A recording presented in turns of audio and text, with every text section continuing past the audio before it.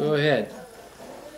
Alright, I'm just going to have to ask you to state your name and age. My name is James Allen. I'm 83 years old. William Glenn, I'll be 93 next month. And you were both in World War II, correct? Right. Right. Why did you join the service, Jimmy? I joined the service because my brother was killed, and I volunteered for the service. And where did you volunteer? I volunteered in Towanda, Pennsylvania. What about you, Bill? I was drafted, but I was drafted Drafted? Out of where? out of Hornell, New York. What were you doing before you joined, Bill? Working in the Ingersoll Rand plant in Athens. Oh, okay. What about you? I was a high school graduate. And what did you do, what branch did you join? I was in the amphibious engineers. Amphibious? Army. Army. How about you? What branch did you join? What branch of service did you join?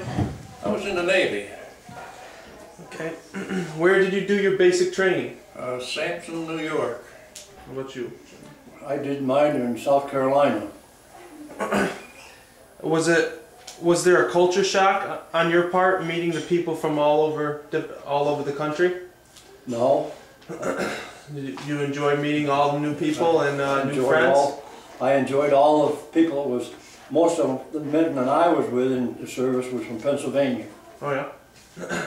What about you? No problem at all. But the people I was in the same unit I was in, they were from all over. All over the country. Did you have any interesting stories from your basic training? Yeah, I guess so. I arrived at Sampson, New York on a Monday. That Friday night, I was taken to sick bay in a wire basket with a broken appendix, and I laid there till Monday noon. And the doctor says we better get him over to the hospital before he dies on our hands. So they sent me to the hospital. Got in the operating room. The head surgeon said, sew him back up. Walked out of the room. And the surgeon, and the other one was an abdominal specialist out of New York. And I told him, asked him how much time I had, and he said maybe an hour and a half. And I said, you better get to work. Yeah. He says, well, you heard my orders. And I said, well, he's just a captain. I said, I'm your patient. I give the orders. He operated. I'm here today, thanks to him. There you go. What about you? Did you have any special, Yeah. any basic training? Yeah, when I was, my most interesting was when we were on maneuvers in Tennessee, getting ready to go across to Europe and the invasion of Europe. That was, and well, what was your military occupational specialty? What did you specialize in? I was in the engineer corps. Engineer, Bill? Yeah. What about you, Bill? I was a radioman. Radioman for the Navy? Yep. And you obviously both saw action in the European front versus the Germans, correct? Right. And the Italians.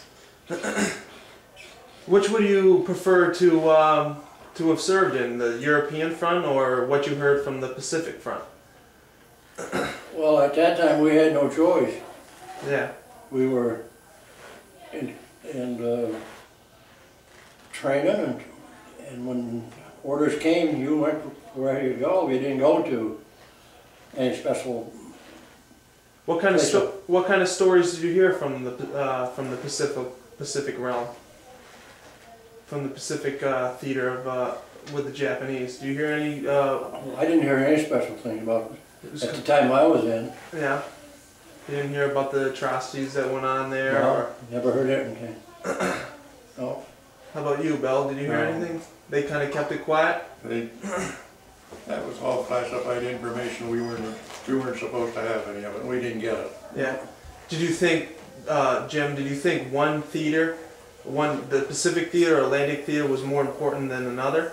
Or did you think that the European theater was a little bit more important than the fighting the Japanese? Well, I think the European was at the time because we had a madman that was trying to dominate the world. Yeah. And it wasn't to be with the American people. Yeah. So you think the American people would concentrated more on the German advancement rather than the Japanese advancement? They did so at the beginning. Yeah. Until Pearl Harbor, obviously, right? What were your reactions after Pearl Harbor? Bill?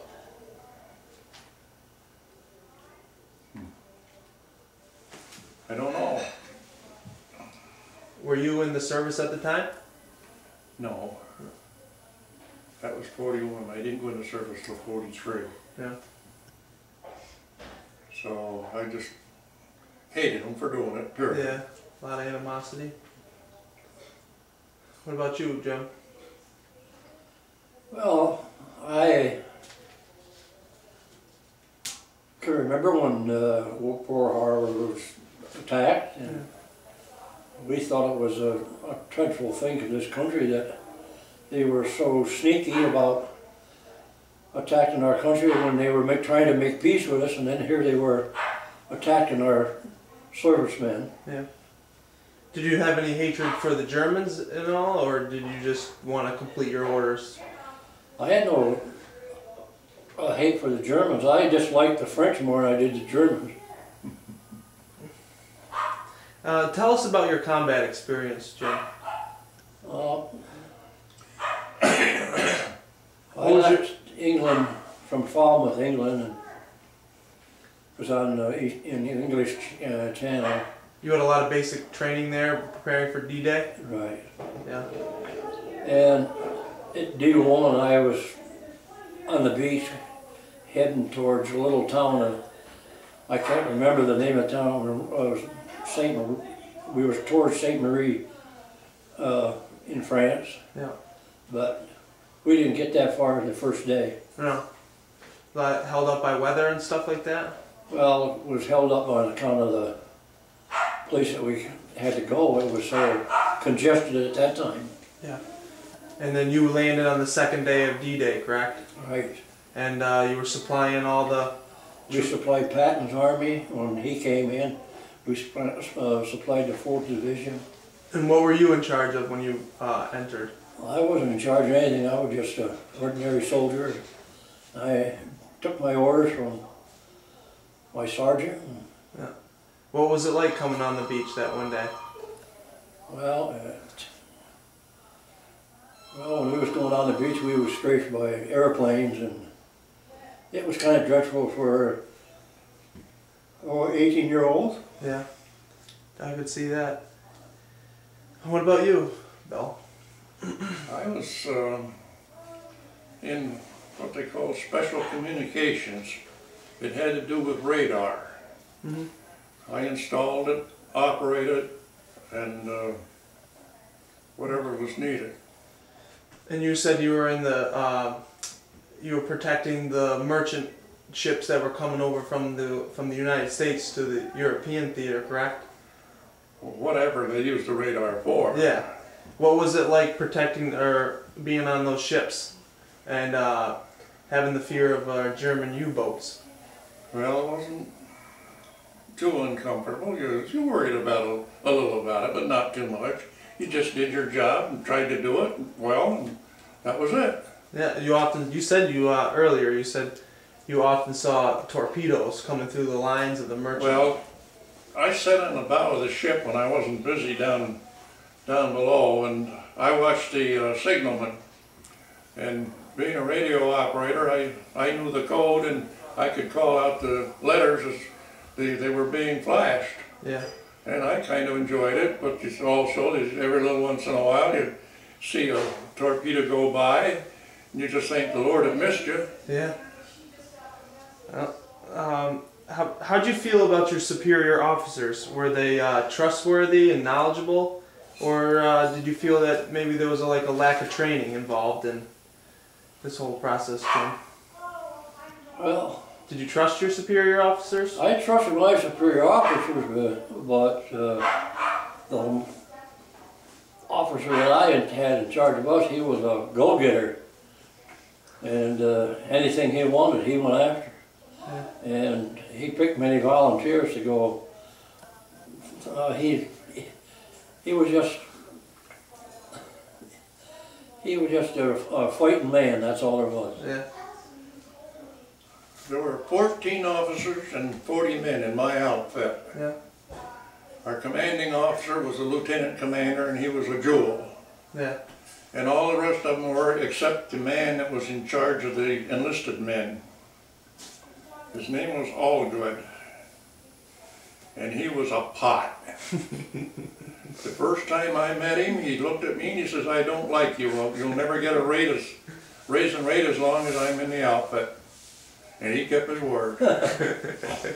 Did you ever disobey an order from any of your superior officers? No.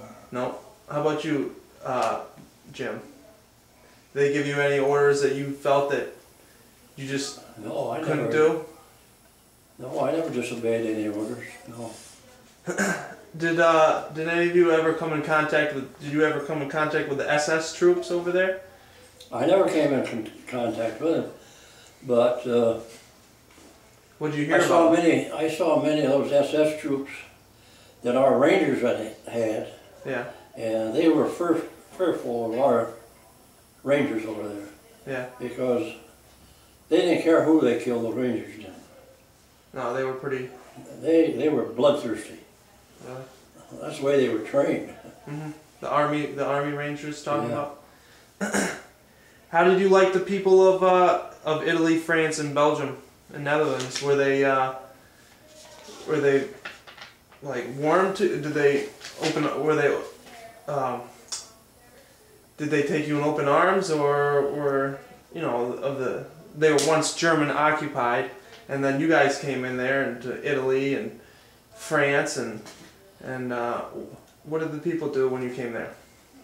Well, the French were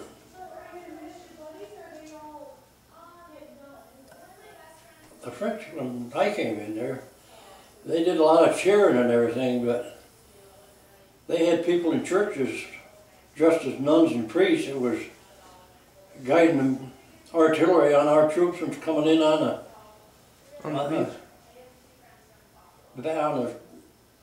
beach. Yeah. And another thing, I didn't trust them anyway. Yeah. I thought after the Maginot Line that they were just a bunch of cowards and they didn't want to fight. How'd you feel about that, Bill? He got along with it. I didn't have any trouble with the English. I kind of liked the Scotch people, the Scottish. Yeah. I did. 'Cause I was up there for a while.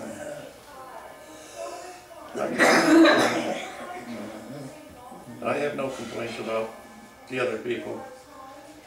Did you ever come in contact with any German prisoners of war? Yeah. Oh, what was that like?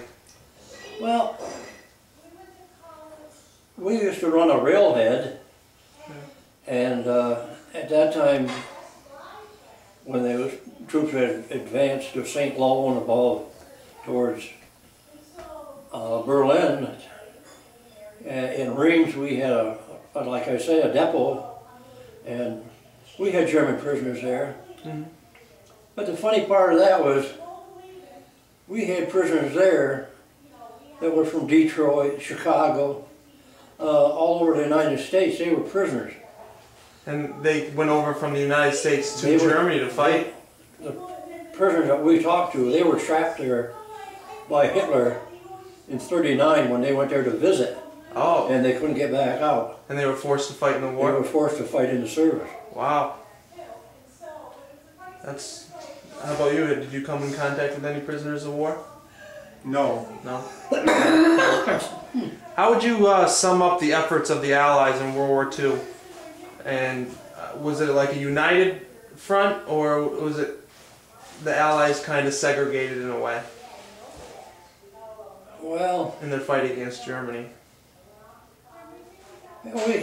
we got along with the Canadians and the English, but I don't know.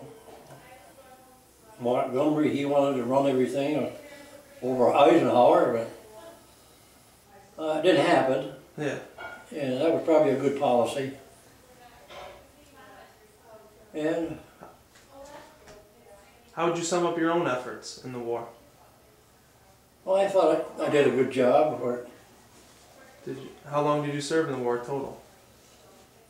I was in the service from March the 3rd, 1943 until May of 1946. How about you, Bill? 31 months. 31 months. So, Jim, you obviously saw the end of the war, correct? I saw the end of the war, yes, and And so? I was stationed in France at that time. I had been chosen to go to another outfit after the Bulge, and after that I went to Marseille, France, and was deported from there. What about you, Bill? What's the question? Did you, how would you sum up your own efforts in World War II? Well, I did everything that was asked of me. Yeah. That's all I But could you do. said you didn't get a raise, though. Except I didn't get a raise. That kind of bothered me, but You'd have lost it anyway. I did my part. That's good. I did my part. I did jobs that I wasn't trained to do, but I did them anyhow. Yeah. Yeah. And if you were to, what was your, if you were to say one of your most compelling experiences in World War II, what would that be? Or most significant experiences or memory in World War II? What I hate to even think of is that when we went into Omaha Beach, we had to walk on dead men and push them out of the way so we could get ashore. And that haunts me. Yeah. What about you, Jimmy? My most memorable time was I was in England when they bombed Liverpool, Yeah. and it was kind of dreadful then. Yeah.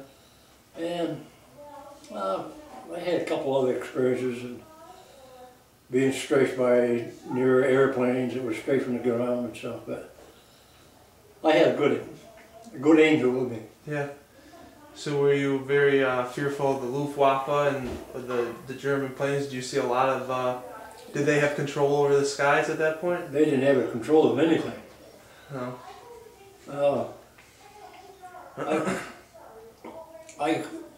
One day I saw the sky black with our planes. Really? Do you carry any animosity towards your old adversaries? No, I have nothing. I think I did a good job while I was there, and I also was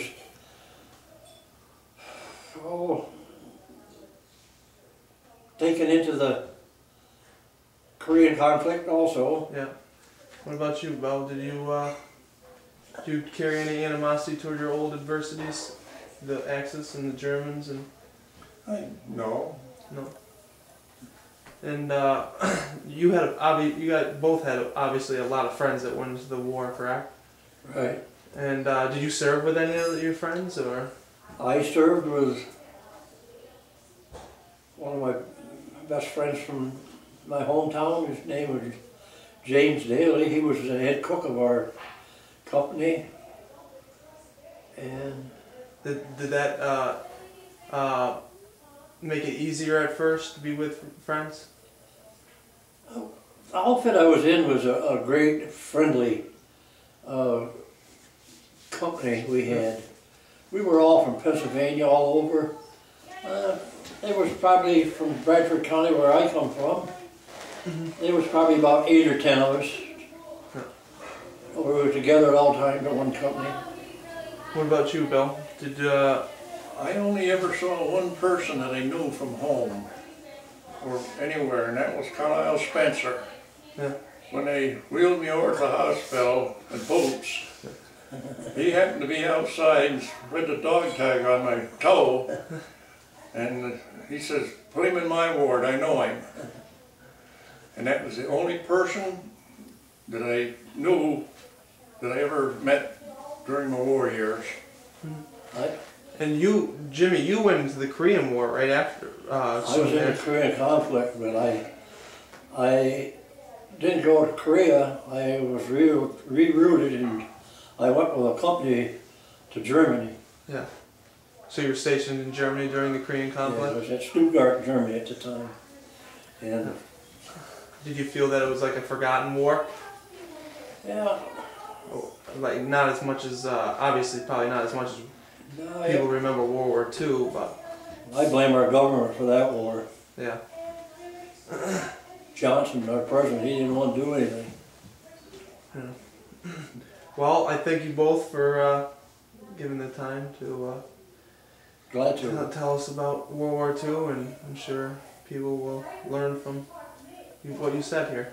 Thanks very much. It was a great experience. Thank you.